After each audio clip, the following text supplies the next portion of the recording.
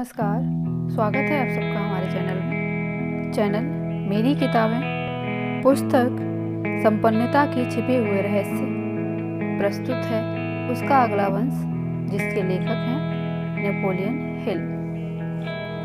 इस पाठ में अज्ञात तथ्य के उदाहरण बताने का हमारा मकसद यह है कि आप ठहरकर सोचें कि बदले के नियम के व्यावहारिक उपयोग की क्या संभावनाएं हैं, जो पांचों शारीरिक इंद्रियों के जरिए सीधा काम करता है। हमें अज्ञात तथ्यों या मानसिक टेलीपैथी पर निर्भर नहीं रहना है, जिसे इस वक्त काफ़ी कम समझा गया है।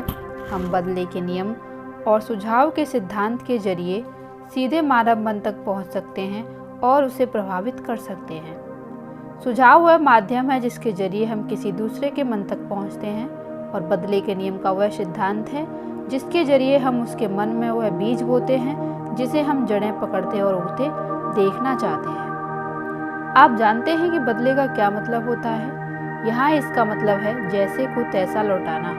यहाँ हमारा मतलब सिर्फ प्रतिशोध ही नहीं है, जैसा कि इस शब्द का आमतौर पर मतलब होता है।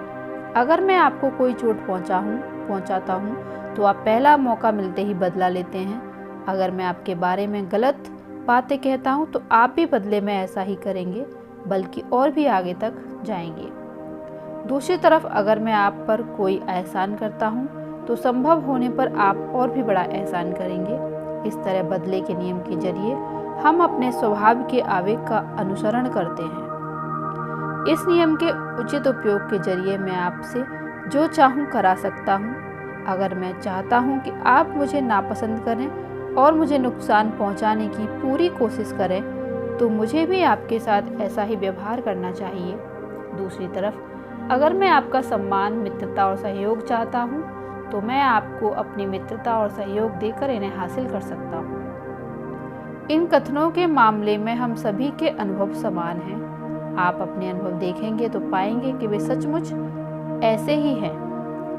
आपने ये टिप्पणी कितनी बार सुनी है, उसका व्यक्तित्व कितना अद्भुत है। कितनी बार आप ऐसे लोगों से मिले हैं जिनके व्यक्तित्व के आप मुरीद हो गए।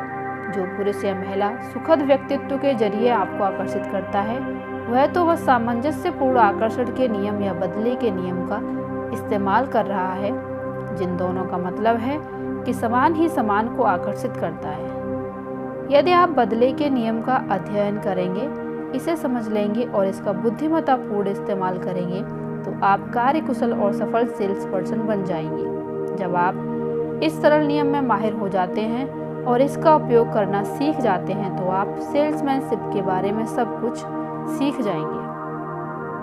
खुद पर पूरा नियंत्रण हासिल करना इस नियम में माहिर बनने का पहला और शायद सबसे अहम कदम है। आपको सभी तरह के दंड और दुर्व्यवहार को बिना बदले लिए सहना होगा।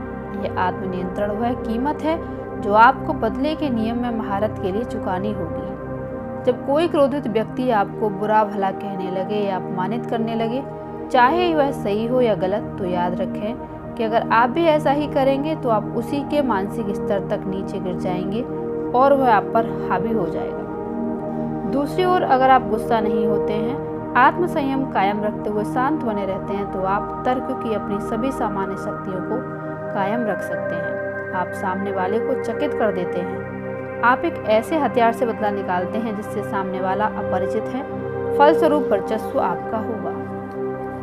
समान ही समान को आकर्षित करता है, इस बात से इनकार नहीं किया जा सकता। वास्तव में जिस भी व्यक्ति के आप संपर्क में आते हैं, हर वह व्यक्ति एक मानसिक आईना होता है, जिसमें आप अपने मानसिक नजरिए का आदर्श प्रतिबिंब देख सकते हैं। बदले के नियम का उदाहरण देखें। एक बार मैं अपने दो छोटे बेटों नेपोलियन जूनियर और जेम्स के साथ जा रहा था। हम पक्षियों और गिलहरियों को खिलाने के लिए पार्क की ओर जा रहे थे। नेपोलियन जूनियर ने मूंगफली का पैकेट खरीदा था और जेम्स ने क्रैकर जैक का। जेम्स मूंगफली चक्कर देखना चाहता था। अनुमति मांगे बिना वह हाथ बढ़ाकर बैग पर झपट पड़ा। वह चूक गया और नेपोलियन जूनियर का बायां मुक्का तेजी से जेम्स के जबड़े पर पड़ा। मैंने जेम्स से कहा, देखो बेटा, तुम सही अंदाज में मूंगफली की तरफ नहीं गए। मैं तुम्हें दिखाता हूँ कि उन्हें कैसे पाना है। यह सब इतनी जल्दी हुआ कि मुझे जरा भी अंदाजा नहीं था कि मैं जेम्स को क्या सुझाव दूंगा, लेकिन कुछ ही देर में मैंने घटना का विश्लेषण किया और बेहतर तरीका सोच लिया। मैंने बदले के नियम पर हमारे प्रयोगों के बारे में सोचा। फिर मैंने जेम्स से कहा, अपना क्रैकर जैक का पैकेट खोलो और अपने छोटे भाई के सामने पेश करो, फिर देखो क्या होता है। काफ़ी आग्रह के बाद मैं उसे यह करने के लिए राजी कर पाया। फिर एक उल्लेखनीय चीज़ हुई, एक ऐसी घटना जिससे मैंने सेल्समैनशिप में अपना सबसे महान सबक सीखा। नेपोलियन जूनियर ने क्रैकर जैक को छूने से पहले जेम्स के ओवरकोट की जेब में अपनी कुछ मूंगफली डाल दी। उसने बदले में दिया। 2 छोटे लड़कों के साथ हुई सरल घटना से मैंने उनका प्रबंधन करने की कला के बारे में जितना सीखा, उतना मैं किसी दूसरी तरह से नहीं सीख सकता था। संयोग से मेरे लड़के भी यह सीख रहे हैं कि बदले के इस नियम का लाभ कैसे लेना है, जिससे उनके कई शारीरिक संघर्ष बच जाते हैं। जहाँ तक बदले के नियम की कार्यप्रणाली और प्रभाव का सवाल है, हम में से कोई भी नेपोलियन जूनियर और जेम्स से आगे नहीं है। हम वयस्क भी दिल से बच्चे हैं और इस सिद्धांत के जरिए आसानी से प्रभावित होते हैं। बदला चुकाने की यह आदत हमारे बीच सर्वव्यापी है और हम इस आदत को बदले का नियम कह सकते हैं। यदि कोई व्यक्ति हमें कोई तोहफा देता है तो हम कभी संतुष्ट महसूस नहीं करते हैं। बदले के सिद्धांत के जरिए हम दरअसल अपने शत्रुओं को वफादार मित्रों में बदल सकते हैं। अगर आपका कोई शत्रु है जिसे आप दोस्त से बदलना चाहते हैं, तो आप इस कथन के सत्य को साबित कर सकते हैं, बशर्ते आप अपनी गर्दन में लटके खतरनाक पत्थर को भूल जाएं, जिसे हम अहंकार कहते हैं। उस शत्रु से असाधारण सौहार्द से बात करें। हर संभव तरीके से अपने अहंकार पर काबू रखने की कोशिश करें। अहंकार पहले तो अटल नजर आ सकता है, लेकिन धीरे धीरे ये आपके रास्ते से हट जाएगा और प्रभावित करने तथा बदला चुकाने की अनुमति नहीं देगा। जिसने आपके साथ गलत किया है, उसके सिर पर आग के जो सबसे तपते अंगारे डाले जा सकते हैं, वे मानव दयालुता के अंगारे हैं। यह कितनी सच बात है कि हम जो देते हैं सिर्फ वही मिलता है। हमारी तरफ वह नहीं लौटता है जो हम चाहते हैं, बल्कि वह लौटता है जो हम देते हैं। मैं आपसे इस नियम के इस्तेमाल का आग्रह करता हूँ, केवल भौतिक लाभ के लिए ही नहीं, बल्कि खुशी हासिल करने के लिए और लोगों की सद्भावना हासिल करने के लिए भी। आखिरकार यही एकमात्र सच्ची सफलता है जिसकी कोशिश की जाए। सार, इस सबक में हमने एक महान सिद्धांत सीखा है, संभवतः मनोविज्ञान का सबसे महत्वपूर्ण सिद्धांत। हमने सीखा कि दूसरों के प्रति हमारे विचार और कार्य विद्युत चुंबक के समान होते हैं, जो उसी तरह के विचारों और कार्यों को हमारी ओर आकर्षित करता है जिन्हें हम खुद उत्पन्न करते हैं। हमने सीखा कि समान ही समान को आकर्षित करता है, चाहे यह विचार के संदर्भ में हो या शारीरिक कार्य के जरिए विचार की अभिव्यक्ति में हो। हमने सीखा कि मानव मन को जो भी विचार छवियां मिलती हैं, यह उन पर बदले में वैसी ही प्रतिक्रिया करता है। हमने सीखा कि मानव मन धरती माता के समान होता है, जिसमें जो भी इंद्रियगत छवियां डाली जाती हैं, यह उन्हीं के अनुरूप मांसपेशी गतिविधि की फसल उत्पन्न करता है।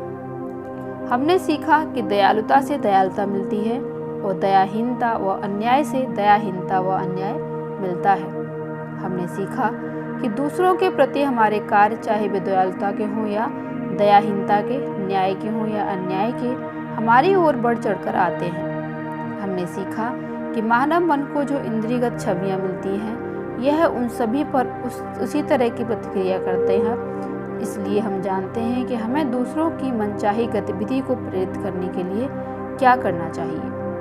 हमने सीखा कि अहंकार और जिद को दूर हटाना होगा, तभी हम बदले के नियम का सृजनात्मक इस्तेमाल कर सकते हैं। ऐसा क्यों है कि जब कोई इंसान पैसा बनाने लगता है तो पूरा संसार उसकी चौखट पर आने लगता है। अपने किसी ऐसे दौलतमंद परिचित से पूछें, वह आपको बता देगा कि लोग तथा पैसे बनाने के अवसर लगातार उसके पास आ रहे हैं। जिसके पास है उसे दिया जाएगा, लेकिन जिसके पास नहीं है, उसके पास जो है वह भी उससे लिया जाएगा। मैथ्यू 25:29। बाइबल का यह उद्धरण मुझे बकवास लगता था, लेकिन अगर इसे इसके ठोस अर्थ में समझा जाए तो यह 16 आने सच है। हाँ, जिसके पास है उसे दिया जाएगा। अगर आपके पास असफलता है, आत्मविश्वास का अभाव है, नफरत है या नियंत्रण का अभाव है, तो उसे ये गुण और भी ज़्यादा मात्रा में दिए जाएंगे। लेकिन उसके पास सफलता, आत्मविश्वास, आत्मनियंत्रण, धैर्य और लगन है, तो उसमें ये गुण बढ़ा दिए जाएंगे। कई बार अपने विरोधी या शत्रु को परास्त करने के लिए शक्ति के बदले शक्ति का इस्तेमाल करना जरूरी हो सकता है, लेकिन जब वह परास्त हो जाए तो यह बदले को पूरा करने का अद्भुत समय है। जब आप उसका हाथ थामें और उसे विवाद सुलझाने का बेहतर तरीका दिखाएं, समान ही समान को आकर्षित करता है। जर्मनी अपनी तलवार को मानव रक्त से नहलाना चाहता था और विजय का निर्मम अध्याय शुरू करना चाहता था। फलस्वरूप उसे अधिकांश सभ्य जगत की ओर से वैसा ही बदला मिला। यह निर्णय लेना आप पर है कि आप दूसरों से क्या कराना चाहते हैं। बदले के नियम के जरिए आप उनसे वह काम करा सकते हैं। आपके गिरगिट रूपी मन की शक्ति। यह पाठ हमें मनोविज्ञान का अगला सामान्य सिद्धांत बताता है, जिसे हम इस तरह व्यक्त करेंगे। परिवेश। मानव मन में अपने आसपास के परिवेश को सीखने की निर्णायक प्रवृत्ति होती है। मानव मन में उस परिवेश से मेल खाने वाली और उचित लगने वाली शारीरिक गतिविधि करने की भी प्रवृत्ति होती है। मन अपने आसपास के परिवेश से आने वाली इंद्रियगत छवियों का आहार लेता है और उन्हीं के अनुरूप विकास करता है। मन किसी गिरगिट की तरह होता है, क्योंकि यह अपने परिवेश जैसा बनने के लिए अपना रंग बदल लेता है। सिर्फ सबसे शक्तिशाली मन ही आसपास के माहौल को सीखने की प्रवृत्ति का प्रतिरोध करेंगे। आदत माहौल से विकसित होती है। वही चीज उसी तरीके से बार बार करने से, वही विचार बार बार सोचने से। लेकिन एक बार जब आदत पड़ जाती है तो यह सांचे में जमे सीमेंट जैसी होती है और इसे तोड़ना मुश्किल होता है। मन आसपास के परिवेश से जो सामग्री लेता है, उसी से विचार और कार्य बनते हैं। आदत इन्हें हमारे व्यक्तित्व के स्थायी तत्वों में बदल देती है और उन्हें हमारे अवचेतन मन में संचित कर देती है। आदत की तुलना पुराने फोनोग्राफ रिकॉर्ड के खांचों से की जा सकती है, जबकि मानव मन की तुलना उस सुई से की जा सकती है जो उस खांचे में फिट बैठती है। जब कोई आदत अच्छी तरह पड़ जाती है विचार या कार्य के दोहराव द्वारा, तो मस्तिष्क में उसी तरह उस आदत का अनुसरण करने की प्रवृत्ति होती है, जैसे कि फोनोग्राफ की सुई रिकॉर्ड के खांचे का अनुसरण करती है। इसलिए हमें सर्वश्रेष्ठ संभव परिभाषा से अपने परिवेश को चुनने का महत्व समझना चाहिए, क्योंकि यही वह मानसिक आहार क्षेत्र है जिसमें से हमारे मन में जाने वाला सामान निकलेगा। परिवेश भोजन और सामग्री प्रदान करता है जिससे हम विचार बनाते हैं, और आदत इस सामग्री को स्थायी आकार देती है। इसी कारण अपराधियों से पेश आने के वर्तमान तंत्र के तले हम जितने अपराधियों का इलाज करते हैं उससे ज़्यादा बना देते हैं। जब परिवेश और आदत के बारे में ज़्यादा समझ लिया जाएगा तो हमारा पूरा दंड तंत्र एक अच्छी जांच मरम्मत और रूपांतरण से गुजरेगा। हम इंसानों को जानवरों की तरह दड़बे में भरना छोड़ देंगे, सभी पर अपमान का ठप्पा लगाना छोड़ देंगे जो उन्हें याद दिलाता हो कि वे अपराधी हैं। हम अपराधियों को एक स्वस्थ माहौल में रखेंगे जहां परिवेश का हर हिस्सा उन्हें सुझाव देगा कि उनका रूपांतरण उपयोगी इंसानों में हो रहा है, बजाय उन्हें ऐसी जगह रखने के जहां उन्हें लगातार याद दिलाया जाता हो कि वे समाज के अपराधी हैं। उन्नति और मानव बुद्धि के इस युग में जेल को एक अस्पताल माना जाना चाहिए, जिसमें विकृत और विक्षिप्त मानसिकताओं को सामान्य बनाया जाता है। अपराध के लिए दंड के पुराने विचार की जगह पर अपराध के इलाज का नया और ज़्यादा उन्नत विचार रखना चाहिए। बदले का नियम, सुझाव तथा आत्म सुझाव और इस अध्ययन के अन्य सिद्धांत दंड को हटाने तथा अपराधियों को सामान्य बनाने के इलाज में अपनी भूमिका निभाएंगे। मान सम्मान तंत्र को हमारे कई दंडात्मक संस्थाओं में सीमित रूप से अपनाया जाता है और यह सही दिशा में उठाया गया कदम है। पैरोल तंत्र एक और कदम आगे है। समाज तेजी से उस ओर बढ़ रहा है जहां समाज के नियमों का उल्लंघन करने वाले हर व्यक्ति को जेल की अंधकार भरी गंदी घिनौनी कोठरियों में नहीं भेजा जाएगा, बल्कि मानसिक अस्पताल की प्रयोगशाला में भेजा जाएगा, जहां दुर्भाग्यशाली व्यक्ति के मन और शरीर को ध्यान व उचित उपचार मिलेगा।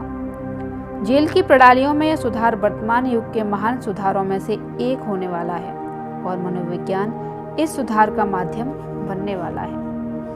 वास्तव में जब मनोविज्ञान हमारे सार्वजनिक स्कूलों में नियमित रूप से पढ़ाया जाएगा तो बड़ा होता बच्चा अपने परिवेश से जो अपराधी प्रवृत्तियां सीखता है वे मनोविज्ञान के सिद्धांतों के जरिए प्रभावी ढंग से संतुलित हो जाएंगी। लेकिन हमें अपने सबक के विषयों, आदत और परिवेश से ज़्यादा दूर नहीं भटकना चाहिए। हम एडवर्ड ई. बील्स के निम्न शब्दों से आदत की विशेषताएं सीखेंगे जो संसार के अग्रणी मनोवैज्ञानिक हैं। इस ऑडियो में इतना ही। मिलती हूँ अगली ऑडियो में पुस्तक के अगले भाग के साथ। तब तक के लिए धन्यवाद। आपका दिन शुभ हो।